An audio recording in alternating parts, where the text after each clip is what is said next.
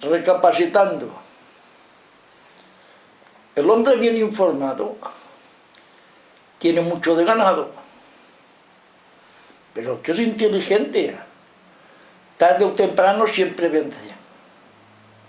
Muchos, al saber, le llaman suerte y no saben ver que el que triunfa, en la mayoría de los casos, lucha, trabaja y se sacrifica hasta que vence. Aunque es trabajador y honrado, nunca le faltará trabajo. Pero que es gandulo sea vago, ese casi siempre estará en el paro. El que engaña y es mal pagador, nadie le quiere prestar ni ser su fiador. Pero el que paga sus deudas puntualmente, a ese le fiarán todo lo que quiera, casi siempre.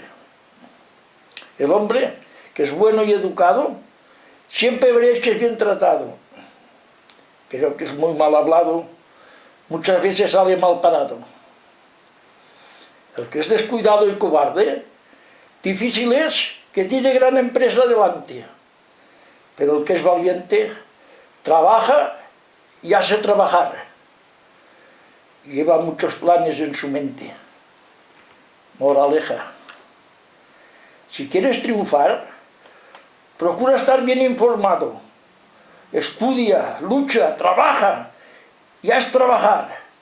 Ahorra, invierte. Siendo bueno, honrado y valiente, sigue tu camino y deja que hable la gente.